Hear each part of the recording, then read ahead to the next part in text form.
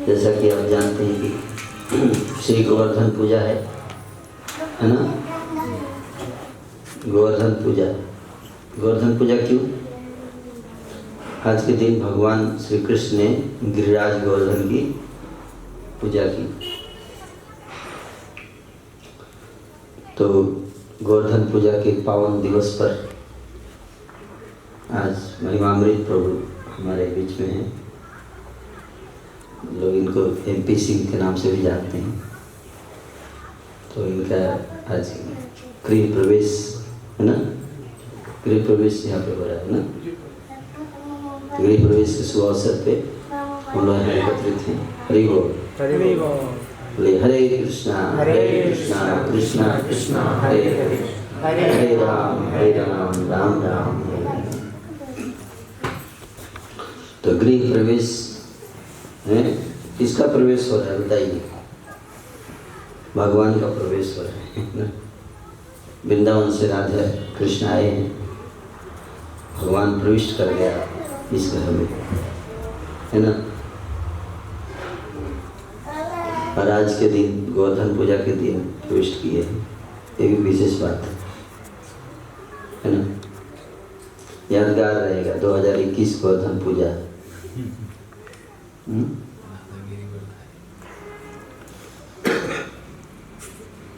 तो राधा कृष्ण यहाँ पे पधारे हैं।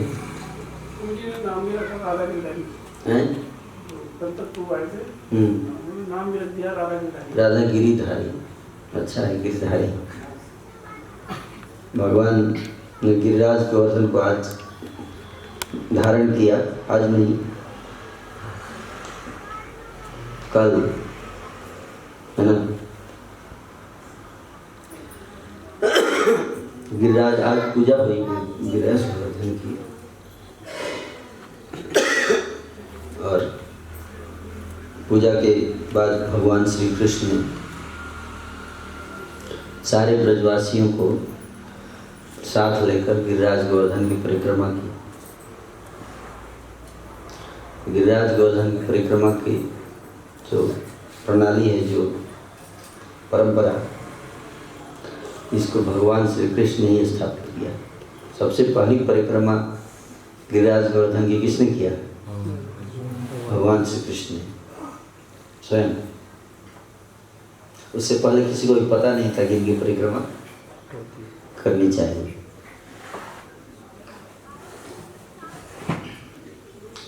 तो गिरिराज गोवर्धन के बारे में बताया जाता है कि इनकी उत्पत्ति कैसे हुई, गिरिराज गोवर्धन कैसे प्रकट हुए। तो भगवान जो है श्री कृष्ण हैं, परम भगवान, है ना। बाकी सारे भी भगवान हैं, लेकिन कृष्ण क्या है? परम भगवान। ईश्वर परमः कृष्ण, सच्चिदानंद विग्रह, अनादिरादि गोविंद, सर्व कारण कारण, सारे कारणों के कारण गोविंद, परम ईश्वर। तो भगवान जो है वो नित्य निवास करते हैं अपने गोलोक धाम में। गोलोक धाम है ना। दो प्रकार का संसार है, भौतिक जगत और आध्यात्मिक जगत।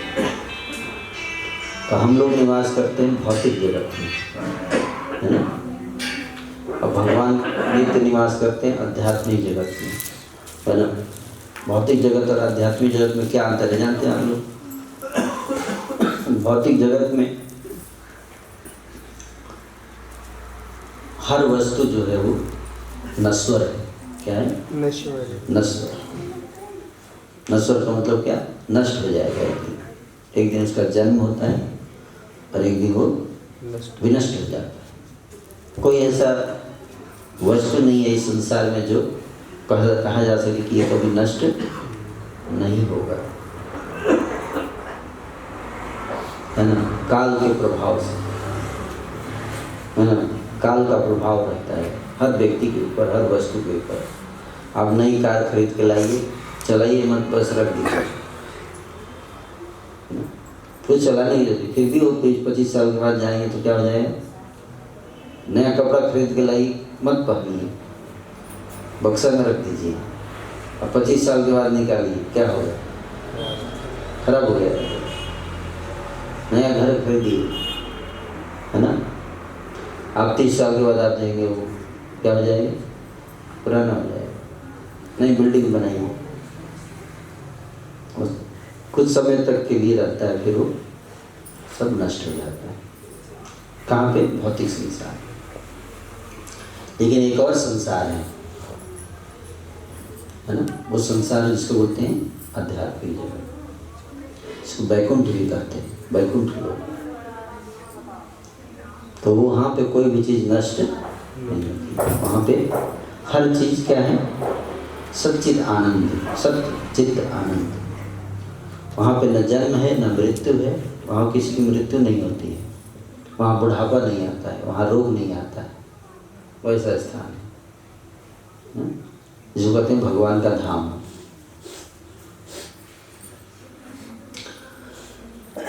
तो भगवान अपने धाम में निवास करते हैं, है ना? गोलोक धाम। जितने भगवान है सबका अलग अलग अपना अपना धाम है। भगवान कृष्ण का अलग धाम है, लोक, इसको कहते हैं गोलोक। भगवान श्री रामचंद्र जी का भी अलग धाम है, एक लोक है, इसको बोलते हैं साकेत लोक, है ना? जैसे यहाँ पे अयोध्या है, उसी तरह से भगवान के धाम में भी अयोध्या, वैकुंठ लोक, द्वारका, मथुरा, ये सारे आध्यात्मिक जगत में भी है। तो गोलोक में भगवान निवास करते हैं, श्री राधा कृष्ण दोनों। तो राधा और कृष्ण दोनों जो हैं क्या है? भगवान, है ना? श्री कृष्ण जो है वो उन्हीं से प्रकट होती है राधा रानी, है ना? श्री कृष्ण जो है वो सृष्टि के प्रारंभ में अकेले हैं, तो उन्होंने श्री राधा को प्रकट किया अपनी ही पर्सनालिटी से, ना? अपनी ही से अंदर से एक पर्सनालिटी व्यक्ति प्रकट किया कृष्ण ने, है ना? जो जिनका नाम हुआ श्री राधा। तो राधा और कृष्ण एक दूसरे से भिन्न नहीं है, क्योंकि कृष्ण से ही राधा प्रकट हुई है। इस बात को हमें समझना चाहिए। तो श्री राधा और कृष्ण प्रकट हुए, फिर कृष्ण ने प्रकट किया गोलोक धाम को। जितने गाय, जितने ब्रजवासी थे, नंद बाबा, जशोदा, गोपी, ग्वाले, गाय, सब वृक्ष, लता, पर्वत आदि सब प्रकट किया भगवान ने अपने ही शरीर से, है ना? गर्ग संहिता में वर्णन है ये सब। तो बताते हैं कि जब राधा और कृष्ण बैठे थे तो सब कुछ बना दिया भगवान ने बहुत सुंदर। तो राधा रानी ने कहा कि कृष्ण, आपने सब कुछ बनाया, फिर भी मेरा मन जो है वो चाहता है कि कुछ ऐसा बनाइए जहाँ पे और आनंद आए, है ना? नहीं, थोड़ा झरने बहते हो, पहाड़ हो और बढ़िया, है ना? हिल स्टेशन पे जाते हैं ना लोग, लेकिन नहीं, घूमने के लिए, पिकनिक बनाने, तो पहाड़ थोड़ा बनाइए बढ़िया सा, एक अद्भुत पहाड़, हिल स्टेशन का आनंद आएगा इसमें। तो श्री कृष्ण ने क्या किया? उनके हृदय से एक ज्योति का पुंज निकलता है ना, ज्योति, और जमीन पे गिर जाता है। जमीन पे गिरता है और वहाँ पे एक सुंदर रत्न में पर्वत प्रकट होता है, पहाड़ बढ़ता जा रहा है, बढ़ता जा रहा है, बढ़ता जा रहा है, बड़ा बड़ा होता होता है, पूरा लग रहा है कि पूरा गोलोक को ढक लेगा, इतना बड़ा हो रहा था। भगवान ने उसको एक थप्पड़ मारा, तुम्हें सब जगह छा जाओगे तो बाकी लोग कहाँ रहेंगे? तो रुक गया। तो उसी का नाम पड़ा गोवर्धन। क्या पड़ा? गिरिराज गोवर्धन। और वो किस चीज़ से बना है? साधारण पहाड़ जैसा नहीं है था वो। कैसा पहाड़ था? रत्नों से बना हुआ पहाड़, रत्नों से बना हुआ, हीरे जवाहरातों से बना हुआ पत्थर, साधारण पत्थर नहीं, हीरे जवाहरात। उस पर झरने बह रहे थे, सुंदर कल्प वृक्ष फल फूल से लदे हुए थे, सुंदर घास, एकदम बिल्कुल परफेक्ट लैंडस्केप, हर चीज़। उस पर सिटी बनाने की जरूरत नहीं है, वेब सिटी है ना, हर चीज़ पहले से ही बना बनाया था उस पर। और राधा कृष्ण इस तरह से, तो बहुत समय बीत गया, राधा कृष्ण वहाँ पे लीला करते थे। तो एक दिन भगवान कृष्ण ने राधा रानी से कहा कि अब मेरे को पृथ्वी पे अवतार लेने का समय आ गया, पृथ्वी पे मैं प्रकट होना चाहता हूँ। वहाँ पर दुष्टों का आतंक बढ़ गया है, असुरों का।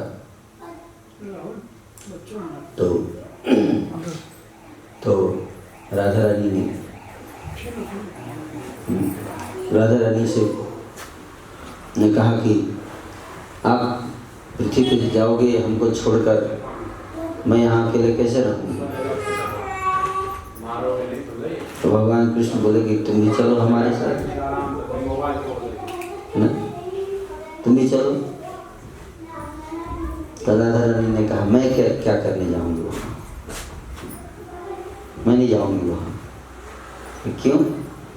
ना वहाँ वृंदावन है, ना जमुना है, ना गोवर्धन है, मेरा मन नहीं लगेगा। बिना गोवर्धन के मेरा मन नहीं लगेगा, इसलिए मैं नहीं जाऊँगी। वृंदावन, गोवर्धन, जमुना, इसके बिना मेरा मन नहीं लगेगा कहीं। तो भगवान कृष्ण बोले ठीक है, तो जाने से पहले एडवांस में भेज देंगे इन सबको। क्या? एडवांस पार्टी में भेजे, है ना। तो हम लोग जाने से पहले से ही वहाँ एक वृंदावन हो जाएगा, यहाँ का कॉपी वहाँ करके कॉपी पेस्ट, है ना, एक गोवर्धन वहाँ, एक यमुना वहाँ हो जाएंगे। तो इस प्रकार से भगवान के आने से पहले वृंदावन धाम प्रकट हुआ पृथ्वी पर, है ना। कहाँ प्रकट हुआ? ब्रज धाम जहाँ अभी है। तो हम लोग का सौभाग्य है कि हम वृंदावन के नज़दीक जन्म लिए। तो गोवर्धन जी जो हैं, उनका जन्म होता है, कहाँ पर जन्म होता है जानते हैं? द्रोणाचल पर्वत, द्रोणाचल पर्वत है ना। द्रोणाचल पर्वत के पुत्र के रूप में जन्म होता है इनका, गोवर्धन का। और जमुना जी जो है प्रकट होती कालिंद पर्वत की पुत्री के रूप में, है ना। जमुनोत्री जहाँ है तो कालिंद पर्वत, तो वहाँ से प्रकट होती है, जन्म लेती हैं पुत्री के रूप में, गोवर्धन जी पुत्र बनते हैं, है ना। तो ऋषि पुलस्त्य जो हैं एक बार द्रोणाचल पर्वत से मिलने गए, तो वहाँ पर उन्होंने एक सुंदर पर्वत देखा, गोवर्धन को बड़ा सुंदर मनोरम। उन्होंने द्रोणाचल से पर्वत से पूछा कि आप कौन हैं? ये पर्वत कौन है? ये इतना सुंदर पर्वत है। द्रोणाचल पर्वत बोले ये तो मेरा पुत्र है गोवर्धन। आजकल के लोगों को पता नहीं, पहाड़ भी ये सब क्या है? व्यक्ति है ना। पहाड़ को पत्थर नहीं समझते, वो सब क्या है? सब व्यक्ति है। तो द्रोणाचल पर्वत से बोले कि आपका बेटा गोवर्धन ना इतना सुंदर है, हम ना इसको ले जाएंगे अपने साथ। कहाँ ले जाएंगे?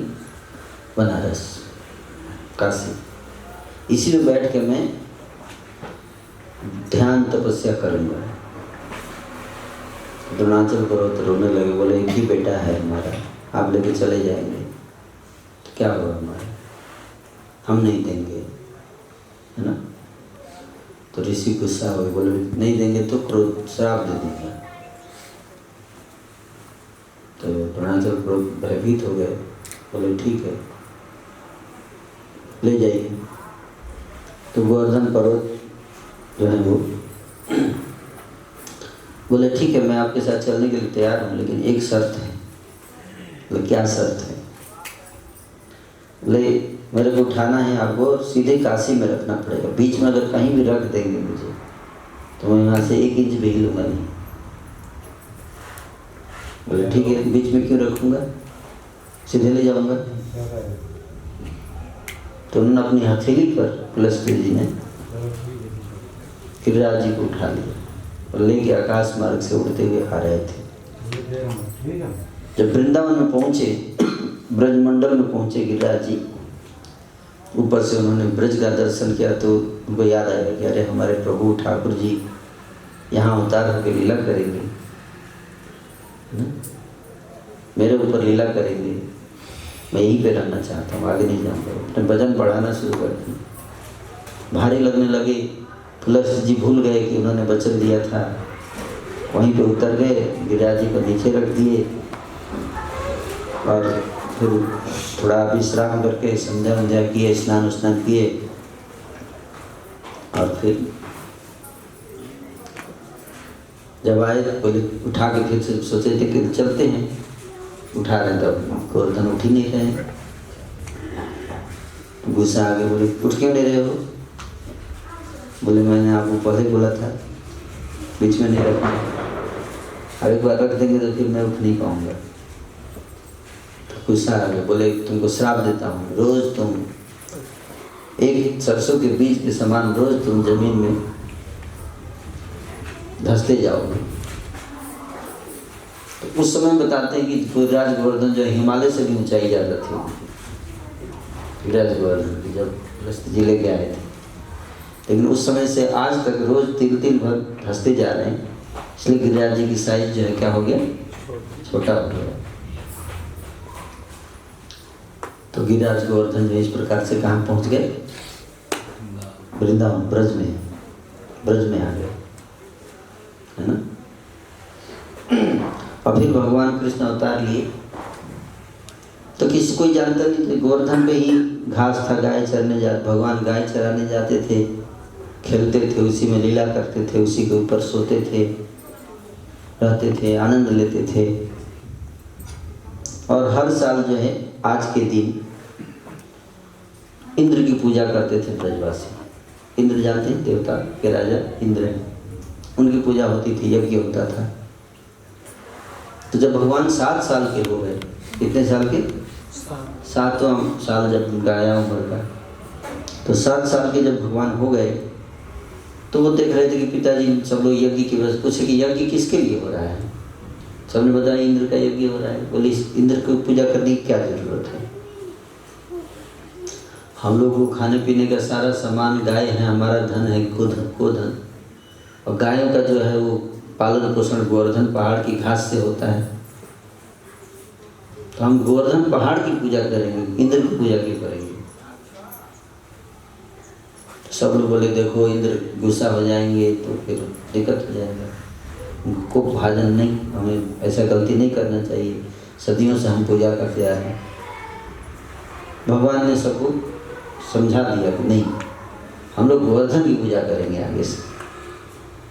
और सारे ब्रजवासी तैयार हुए, ठीक है कृष्ण कह रहा है तो जैसा बोलता है वैसे ही हम लोग करेंगे।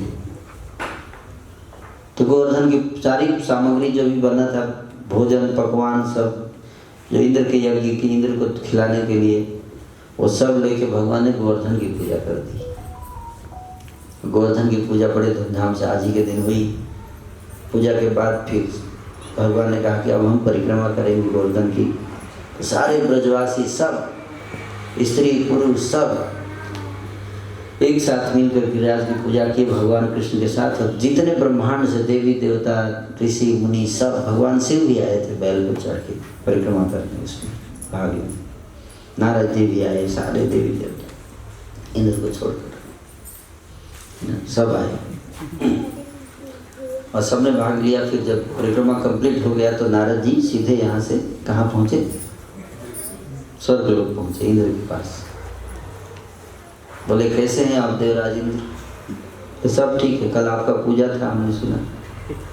बोले हाँ बहुत अच्छा, बहुत भेंट बहुत गिफ्ट आया है, पृथ्वी के निवासियों ने बहुत मेरी पूजा की है, मैं बहुत खुश हूँ, है ना। बोले मैं गया था वृंदावन। नारद जी बोले अच्छा, वहाँ पे इस बार आपका पूजा नहीं हुआ है। क्या, क्यों? वो ब्रजवासी सारे, वो एक नंद का एक पुत्र है कृष्ण, तो उसी के बहकाव में सारे आ गए हैं। अब निर्णय लिया है उन लोगों ने कि आज से आपकी पूजा नहीं करेंगे। क्या? तो मैं सोचा कि मैं आपको बताते चलता हूँ, बाकी आप देख लीजिए, कोई सीरियस बात नहीं है। बाकी लोग तो पूजा किए ही हैं, एक आदमी जगह नहीं हुआ, बस चल दिए नारद जी वहाँ से। अब इंद्र को नींद नहीं आ रही है, ऐसा हिम्मत हो गया इन लोगों का, मेरी पूजा रोक दी, मैं इनको सबक सिखाऊंगा, है ना, क्रोध में। क्या कि सारे प्रलयकालीन जो मेघ होते हैं, बादल, जिनका नाम है संवर्तक, उन सबको भेजा, जाओ और पूरे ब्रज को डुबा दो, एक भी व्यक्ति जीवित नहीं बचना चाहिए। तो बादल, काले काले बादल, बड़े भयंकर, है ना, उनकी बूंदे ऐसे गिरे जैसे खंभे होते ना, खंभे बिजली के, उतनी बड़ी बड़ी बूंद गिर रही थी पानी में। बारिश होने लगा, सब समझ गए कि इंद्र को क्रोधित हो गए हैं। सबने भगवान श्री कृष्ण की शरण में, हे कृष्ण, हम कहे थे कि इंद्र क्रोधित हो जाएंगे, देखो क्या हो रहा है, हम मर जाएंगे, तुम नहीं बचाओगे।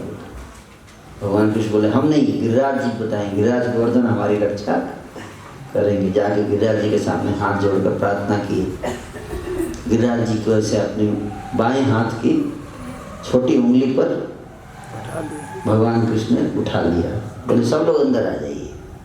जितने ब्रजवासी थे सब उसके अंदर समा गए नीचे।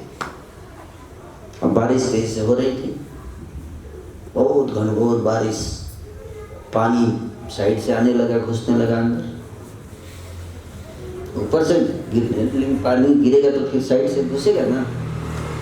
तो अनंत शेष को भगवान ने आदेश दिया, तो अनंत शेष कुंडली मार के गिरिराज के चारों तरफ ऐसे बैठ गए, बांध बनाकर, एक बूंद पानी अंदर नहीं आने दिए। एक बूंद भी पानी अंदर नहीं आया। और ऊपर से बहुत जोर जोर से वज्र गिरा रहे थे, तो ऊपर सुदर्शन चक्र को बोले ऊपर जाकर ऐसे सुरक्षा करो, एक बूंद पानी नहीं गिरना चाहिए गिरिराज जी के ऊपर। तो जो भी पानी गिरता था सुदर्शन के ऊपर गिरता तो वहीं से उड़ जाता था, है ना। एक बूंद पानी नहीं गिरा, और 7 दिन और 7 रात तक भगवान श्री कृष्ण जो है वो गिरिराज जी को अपने बाएं हाथ की कानी उंगली के नाखून पर धारण किए रहे। किस नाखून पे, एक हाथ से, और दूसरे हाथ से बांसुरी बजाते रहे, है ना। इस तरह से 7 दिन 7 सारे ब्रजवासी भगवान श्री कृष्ण के मुखमंडल का दर्शन करते, ना कोई खाया ना कोई पिया, भूख प्यास सब खत्म, है ना। और इस प्रकार से इंद्र ने जब जाके बादलों ने खबर दिया तो इंद्र बोले कि वो तो पहाड़ उठा लिया गिरिराज। क्या, इतना छोटा बालक पहाड़ कैसे उठा लिया? बोले जाके आप देखिए। बोले मैं खुद जाऊंगा। खुद आए इंद्र, जब खुद आए तो देखे सही में पहाड़ उठा रखा है। उन्होंने अपना वज्र चलाया, मेरे वज्र के प्रहार से पहाड़ भी टूट जाएगा, और नीचे जो बैठे वो भी मर जाएंगे सब तरफ। वज्र चलाए तो वज्र भी बेकार हो गया। भगवान कृष्ण को ऐरावत हाथी से नीचे पटक दिया, सीधे कीचड़ में। बहुत बारिश कराए थे आप कीचड़ में थोड़ा होली खेल लीजिए, है ना। पैरालाइज हो गया हाथ, रोने लगे। ये क्या हो गया? कोई साधारण बालक नहीं है, कोई साधारण बालक नहीं है। बहुत पछता गए, है ना, पछताए। चलिए फिर भगवान ने कहा, अनाउंस कर दिया, अब बारिश बंद हो चुकी है, सब लोग बाहर निकलेंगे। सब लोग बाहर निकल, नहीं हम लोग बाहर नहीं जाएंगे, पहले तुम जाओगे लाला, मगर हम तुमको अकेला नहीं छोड़ सकते, इतना भारी पहाड़ है। सबने अपने डंडे लगा रखे थे, कहीं गिर न जाए, बच्चा है छोटा। बोले तुम लोग आप लोग चिंता मत करो, मैं संभाल लूंगा इस पहाड़ को। बोले नहीं नहीं लाला, पहले तुम निकलो। तो भगवान ने हल्का सा हिलाया तो सारे डंडे टूट गए। सब लोग फिर से चिल्लाने लगे, कृष्ण बचाओ बचाओ। बोले मैं बोला था आप लोग पहले निकलिए। सब समझ गए कि कोई साधारण बालक नहीं है, हमारे गांव में जन्म लिया है, हमारे गांव में खेलता है, गाय चराता है, लेकिन ये कोई साधारण बालक, हम इसको साधारण बालक समझते हैं, लेकिन कोई देवता है, ऐसे सोच रहे थे। सारे ब्रजवासी अपने अपने घर गए। बाहर आए तो देखिए एक भी बूंद नहीं था, सारा पहले जैसा एकदम सुंदर वातावरण। फिर भगवान कृष्ण ने गिरिराज जी को रख दिया, बाहर आए और इस प्रकार से गिरिराज गोवर्धन ने ब्रजवासियों की रक्षा की। और बाद में भगवान श्री कृष्ण जो है इंद्र बहुत दुखी हुए कि मैंने प्रभु को अपराध कर दिया। ये स्वयं परम भगवान आए हैं, मैं भूल गया और इनके चरणों में अपराध कर दिया। भगवान जब गाय चरा रहे थे तो अकेले में गाय को लेकर गए, सुरभि गाय को पहले आगे किया। भगवान जी सुरभि गाय बहुत गुस्से में थे। सुरभि गाय को देखकर जैसे ही भगवान प्रसन्न हुए, इंद्र जाके उनके चरणों में गिर पड़े भगवान के और प्रार्थना करने लगे कि हे प्रभु, हमसे बहुत बड़ी भूल हो गई, आपकी माया के प्रभाव में आकर हम भूल गए कि आप परमेश्वर हैं, हम सब आपके दास हैं और मैंने आपके जल्दी चले जाओ, है ना। तो फिर इंद्र ने भगवान का अभिषेक किया, पूजा की, अर्चना की, कृष्ण की अभिषेक किया। उस अभिषेक के जल से गोविंद कुंड का निर्माण हुआ। तो गोविंद कुंड आज भी है वहाँ गिरिराज गोवर्धन के। और अप्सराओं ने अभिषेक किया है, रावत हाथी ने अभिषेक किया है ना। तो इस प्रकार से भगवान ने इस लीला के द्वारा स्थापित किया कि परम ईश्वर में स्वयं हूँ, कृष्ण ही परम भगवान है, बाकी सब देवी देवता है, लेकिन कृष्ण क्या है, भगवान। देवी देवता बदलते रहते हैं, भगवान नहीं बदलते। इंद्र जो है एक पोस्ट है, जैसे प्रधानमंत्री एक पोस्ट है, उस पर अलग अलग व्यक्ति बैठता है, उसी तरह से इंद्र एक पोस्ट है, उस पर कभी कोई बैठेगा, कभी दूसरा व्यक्ति बैठ जाएगा। इंद्र कोई व्यक्ति नहीं है, पोस्ट है। लेकिन भगवान कृष्ण जो है वो पोस्ट नहीं है, वो स्वयं भगवान है। तो भगवान देवी देवता सारे दास हैं, है ना, सब उनके सेवक हैं, उनके आगे के अनुसार, है ना, पृथ्वी पे जितना जो कार्य है उसको देखते हैं। तो आज गिरिराज गोवर्धन जी का पूजा का दिन है और महिमामृत प्रभु का यहाँ पे गृह प्रवेश भी हो रहा है। तो हम बधाई देना चाहेंगे और भगवान से प्रार्थना करेंगे कि ये गृह जो है वो भगवान के मंदिर के समान ही है। जहाँ पे भगवान रहते हैं वो क्या है, मंदिर है, घर नहीं, क्या है, मंदिर है ना। तो ये मंदिर ही एक तरह से है ना। और यहाँ पे भगवान विराजमान हो गए हैं, है ना। और अब इनकी पूजा सेवा सब अर्चना होगी यहाँ पे, और बाकी जो है भक्ति में और बढ़ोतरी होगी। और यहाँ पे बगल में भगवान का मंदिर है, आप लोग जानते हैं, इस्कॉन गाजियाबाद का मंदिर भी शुरू हो गया कंस्ट्रक्शन। तो बहुत अच्छा लोकेशन है, मंदिर के बगल में आप रहेंगे, है ना। तो मैं बधाई देना चाहूँगा अमृत प्रभु को। हरे कृष्णा कृष्णा कृष्णा हरे हरे, हरे राम राम राम हरे हरे। श्री श्री राधा गिरिधारी की जय।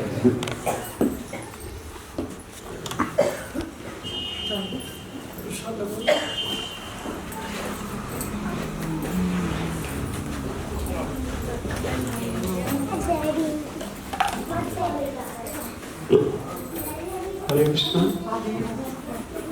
5 मिनट पढ़ने में प्रसाद तैयार हो गया, 5 मिनट बैठ जाइए, उसके बाद नीचे आ गया। हरे कृष्णा प्रभु जी वृंदावन से आए हैं और हमारे गाजियाबाद से आए हैं। मैं बहुत बहुत उनको धन्यवाद देता हूँ कि भगवान की कृपा से वो अपने वृंदावन में इतने इंगेज टाइम में छोड़ के हमारे आवास पर आए, गृह प्रवेश के समय आए। मैं उम्मीद नहीं थी कि प्रभु जी इतने टाइम शेड्यूल आ पाएंगे। इसमें बारम्बार आपको धन्यवाद देता हूँ कि आप इतने 20 शेड्यूल में आपकी टीम में